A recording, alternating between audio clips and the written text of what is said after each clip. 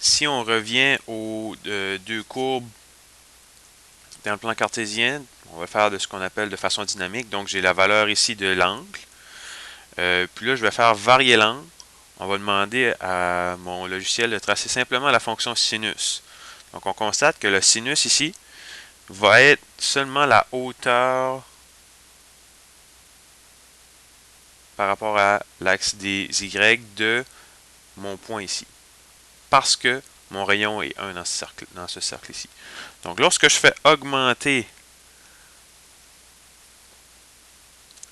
la valeur de l'angle, la hauteur augmente ici, jusqu'à ce que j'arrive à ma valeur maximale qui se trouve à être à 90 degrés. Donc, on est à peu près rendu là, donc à pi sur 2. Lorsque je continue, ma hauteur diminue. Donc, la fonction s'approche de 0. Donc là, je suis arrivé à une hauteur nulle à nouveau lorsque je suis à 180 degrés de rotation, donc lorsque je suis rendu à pi.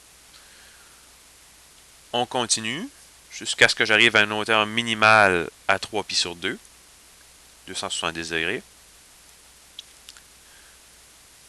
Puis je reviens à mon point de départ à 2 pi. Si je continue, on répète le motif, donc on continue dans la fonction périodique. Donc le Y, ça se trouve à être la hauteur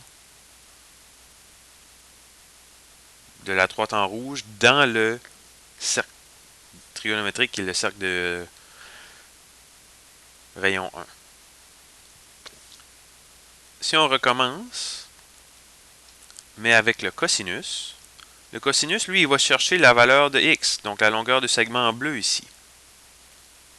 Donc, initialement, la longueur est 1. Donc, c'est pour ça que je commence au point 0,1.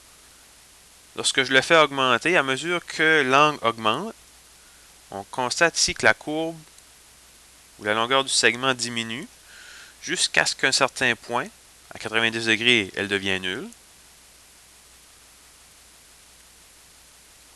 Redevient maximale, mais dans les quantités négatives, donc à gauche. Donc, on va donner que la valeur est moins 1. Puis, ça nous fait ceci.